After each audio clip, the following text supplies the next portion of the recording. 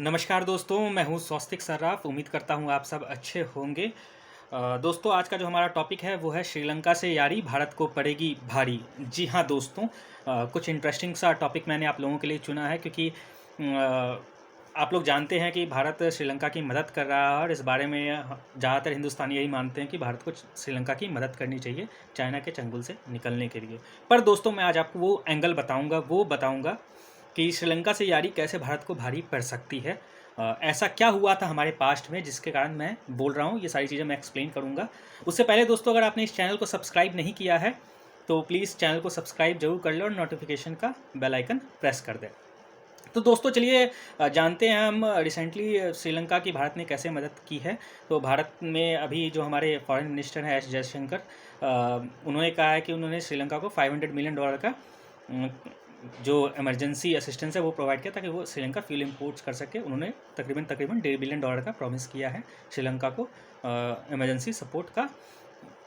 तो इस $500 मिलियन में दोस्तों श्रीलंका का जो खर्च है, जो वहाँ की सरकार ने बताया था कि वो तकरीबन $350 मिलियन हर महीने फ्यूल के इंपोर्ट्स में खर्च करते हैं, जो कि उनका जो ओवरऑल इंपोर्ट है उसका 20% सिर्फ फ्यूल में चला जाता है। इसलिए उनको इमरजेंसी में फ्यूल इंपोर्ट करने के लिए पैसों की ज़रूरत थी। इससे पहले दोस्तों भारत ने तकरीबन $900 मिलियन का लाइन ऑफ क्रेडिट जो है वो एक्सटेंड किया था श्रीलंका को, यानी कि तकरीबन $2.5 बिलियन का हिंदुस्तान श्रीलंका की मदद कर चुका है अभी तक। चाइनीज़ जो भी बर्डन है उसके बारे में हम आगे बात करेंगे। श्रीलंका का जो करेंटली बर्डन है उसको कम करने के लिए भारत मदद कर चुका है। मैंने आज भी नोट्स बनाए हैं दोस्तों, और मैं जितनी भी बातें कहूँगा उन सब का रेफरेंस मैं वीडियो के डिस्क्रिप्शन में आखिर में दे दूंगा, जिसको आप खुद भी जाके रीड कर सकते हो, वेरीफाई कर सकते हो। दोस्तों, मैंने आपको बता दिया श्रीलंका को कितना भारत मदद कर रहा है, ये मैं आपको बता चुका हूँ। अब श्रीलंका पे डेप्ट का जान लेते हैं। जो प्राप्त सूचना है, जो हमारे पास अवेलेबल रिपोर्ट्स है, उसके अकॉर्डिंग श्रीलंका पे टोटल $45 बिलियन का डेप्ट है, जो कि उसके अराउंड 60% है नॉमिनल जीडीपी का। अगर उसकी कंपैरिजन हम इंडिया से करें तो इंडिया पे 20% का डेप्ट है और पाकिस्तान पे तकरीबन 40% का डेप्ट है नॉमिनल जीडीपी का। इसका मतलब है श्रीलंका की हालत पाकिस्तान से भी बहुत ज़्यादा खस्ता हो चुकी है, जिसमें से कहा जा रहा है कि $8 बिलियन तो सिर्फ अकेला उसको चाइना को पे करना है। तो अब हम जानते हैं कि इंडिया ने श्रीलंका को क्यों एक्सटेंड किया है। हमें ये $2.5 बिलियन जो हम श्रीलंका की मदद कर रहे हैं, ये हमने क्यों एक्सटेंड किया है, हमें ऐसा क्या नज़र आया कि हम $2.5 बिलियन श्रीलंका में को दे रहे हैं। तो इसके कुछ प्रमुख कारण हैं, जैसे कि आपने रिसेंटली न्यूज़ सुनी होगी कि चाइना को श्रीलंका ने हम्बनतोता पोर्ट दे दिया। उस पर तकरीबन $1.1 बिलियन का जो लोन था श्रीलंका नहीं चुका पाया चाइना को, तो उसने हम्बनतोता पोर्ट 99 ईयर की लीज पे एक चाइनीज़ फर्म को दे दिया है।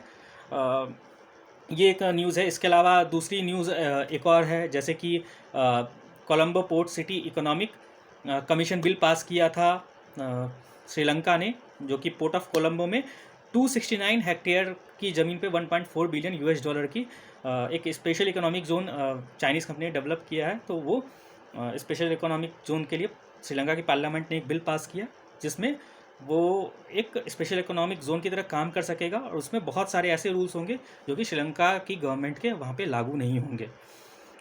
ये दो तो इंसिडेंट है, ऐसे बहुत सारे आपको छटपुट छोटे मोटे इंसिडेंट मिल जाएंगे जहाँ श्रीलंका ने चाइना को बहुत सारे एक्सटेंड किए हैं, अपने ज़मीन दी है या चाइनीज़ फर्म्स को कॉन्ट्रैक्ट्स दिए हैं दोस्तों।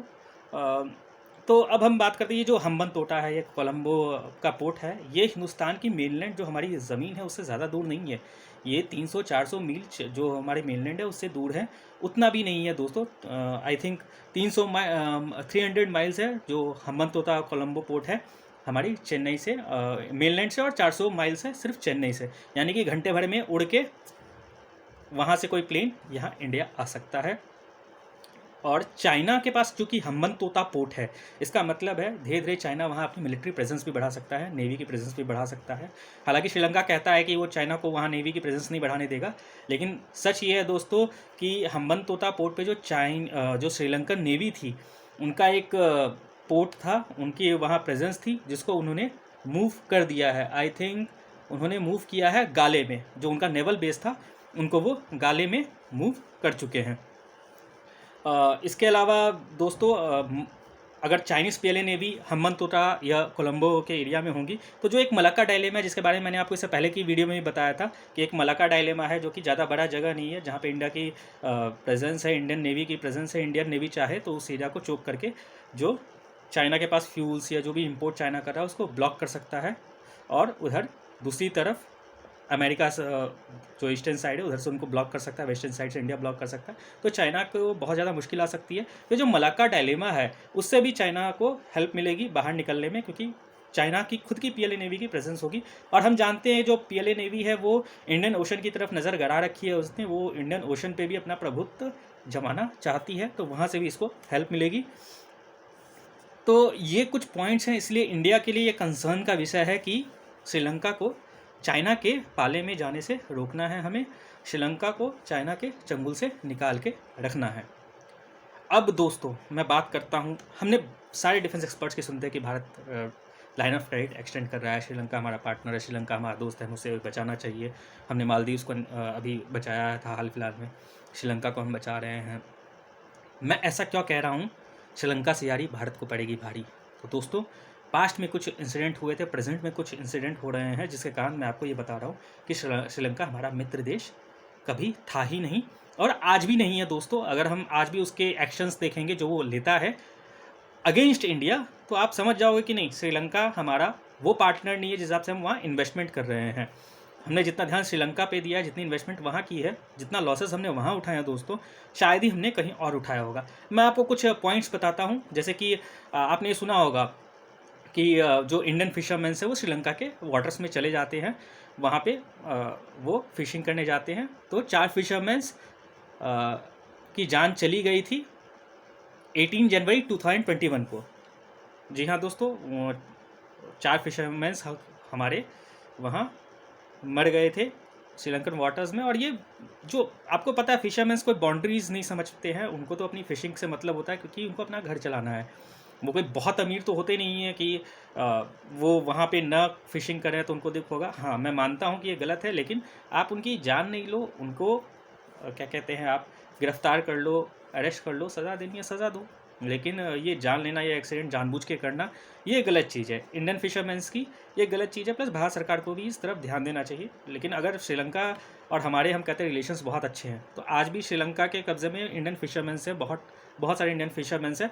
मैं अगर मिनिस्ट्री ऑफ एक्सटर्नल अफेयर्स का डेटा बताऊँ तो अकॉर्डिंग टू दैट हमारे टोटल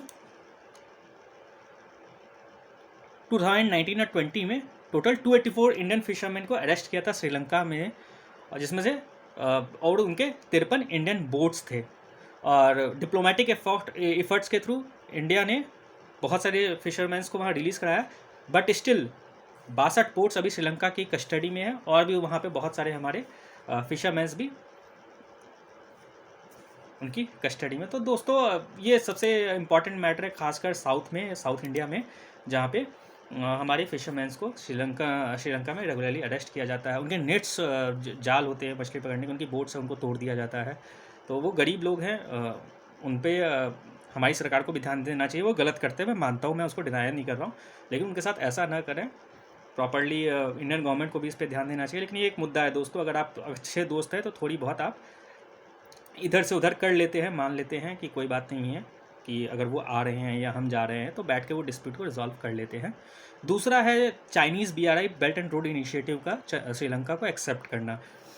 अब ऑब्वियस सी बात है, इंडिया ने डिनाई किया था, जैसे कि हम कहते हैं इंडिया का इन्फ्लुएंस है भूटान पे, तो भूटान ने BRI belt and road initiative को एक्सेप्ट नहीं किया, लेकिन श्रीलंका ने एक्सेप्ट कर लिया, और आज उसी की कीमत वो चुका रहा है। वो डेब्ट ट्रैप में बुरी तरीके से फंस चुका है, जबकि इंडिया ने अपने सारे नेबर्स को कहा था कि वो इस इनिशिएटिव से दूर रहें, डेब्ट ट्रैप से बच के रहें। और श्रीलंका को आज भी ये समझ में नहीं आ रहा है डेब्ट ट्रैप, ये बस अपने आप की जो इकोनॉमी है वो थोड़ी सी संभालने की कोशिश कर रहा है, रहेगा ये चाइना के ही पाले में। तीसरा दोस्तों जो पॉइंट है और जो बहुत इम्पॉर्टेंट है, जबकि श्रीलंका में सिविल वार चल रही थी, तब श्रीलंका ने पाकिस्तान से और चाइना से हथियार मंगवाए थे, और जो उसकी ट्रेनिंग थी श्रीलंका के फाइटर पायलट्स की ट्रेनिंग, वो पाकिस्तान कर रहा था। उसने इंडिया से इस रिगार्डिंग सहायता नहीं दी। हाँ उसने सहायता मांगी थी, जब हमारे भारत के पूर्व प्रधानमंत्री राजीव गांधी के साथ JR जयवर्धने जो वहाँ के प्राइम मिनिस्टर थे, उन्होंने 29 जुलाई 1987 को एक श्रीलंका पीस अकॉर्ड साइन किया था उनके साथ, जिसमें भारत ने कहा था कि वो वहाँ के रेबेलियंस को सपोर्ट नहीं करेगा, plus Indian peace keeping forces वहाँ भारत ने भेजी थी, जहाँ पे हमारी फोर्सेस ने तमिल्स जो LTTE वगैरह थे उनके साथ युद्ध किया था। और इसमें दोस्तों जो हमारे जवान थे, तकरीबन 1200 भारतीय जवान हमारे शहीद हुए थे और 600 जवान घायल हुए थे। ये 32 महीनों तक युद्ध चला था दोस्तों, जिसमें हमारे जवान शहीद हुए और घायल हुए। इसके बदले हमें मिला क्या? आप सोच रहे हैं हमें शाबाशी मिली? जी नहीं दोस्तों, मैंने लिंक रेफरेंस अपनी आपको नीचे दे रखा है, आपके डिस्क्रिप्शन में दे रखा है, आप उस रेफरेंस को जाकर चेक कीजिए, जहाँ पे जो श्रीलंका के अप्रैल 1989 में राणा सिंघे प्रेमदासा की सरकार आई, उन्होंने श्रीलंकन आर्मी को इलीगली कहा कि वो LTTE को हथियार सप्लाई करे ताकि वो इंडियन पीस कीपिंग फोर्सेस से लड़ सके, यानी कि हमारी फोर्सेस से लड़ सके। और हमें वहाँ हैवी कैजुअलिटीज़ उठानी पड़ी क्योंकि श्रीलंका की सरकार उन LTTE के टेररिस्टों की, आतंकवादियों की मदद कर रही थी। मैं उनको आतंकवादी अभी फ़िलहाल नहीं कहना चाहूँगा, क्योंकि अगर श्रीलंका की सरकार अगर उनको हथियार दे रही है तो फिर हम उनको आतंकवादी कैसे कहें? मतलब कि आपकी सरकार ही उनको अपने साथ मान रही थी। ये डिस्प्यूट है, श्रीलंका को खुद समझना चाहिए कि वो थे या नहीं थे, लेकिन अल्टीमेटली हमने जो जानें गंवाई है उसका हिसाब किताब तो हमें रखना होगा ना। हमने 1200 जानें गंवाई है दोस्तों, और 6000 हमारे जवान घायल हो गए, तो उनका हिसाब किताब कौन देगा? हमने मदद की, बदले में आपको क्या मिला? पीछे से खंजर उन्होंने भोंक दिया और अल्टीमेटली आपको वहाँ से बाहर आना पड़ा और शाबाशी नहीं मिली। शाबाशी आपको कभी नहीं मिली। आपके साथ उसके बाद क्या हुआ? 80s 90s के बाद आपके साथ क्या हुआ? श्रीलंका फिर भी चाइना के पाले में चला गया। ठीक है, इससे भी आपका अगर दिल नहीं भर रहा है दोस्तों, इससे भी आपका मन नहीं मान रहा है, तो चलिए मैं वो आपके घाव को देता हूँ, जो कि घाव कह लो या आपकी शाबाशी का विषय या आपकी मूंछ पे ताव देने का विषय कह देता हूँ, जिस पे भी ये जो हम जीत के नशे में हम ये चीज़ भूल गए, वो है 1971 का युद्ध, भारत पाकिस्तान युद्ध, जिसमें हमने बांग्लादेश को आज़ादी दिलवाई थी। इस युद्ध में दोस्तों श्रीलंका ने पाकिस्तान की मदद की थी। पाकिस्तानी एयरक्राफ्ट चूँकि भारत के ऊपर से नहीं उड़ सकते थे, बांग्लादेश नहीं जा सकते थे, श्रीलंका ने उनको अपने रिफ्यूल करने की परमिशन दे दी। जी हाँ दोस्तों, उस एयरपोर्ट का नाम था बंदरा नाइके एयरपोर्ट।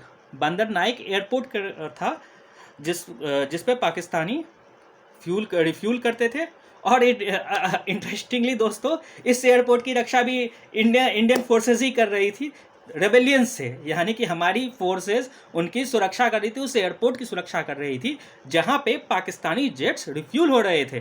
फिर से आपके पीठ में श्रीलंका ने खंजर भोंका दोस्तों, और उस रिफ्यूल के नाम पे उसमें क्या हो रहा था किसी को कुछ नहीं पता दोस्तों। लेकिन वही है, हम जीत के नशे में थे, हम जीत गए। पाकिस्तान के 93,000 सैनिकों ने सरेंडर कर दिया।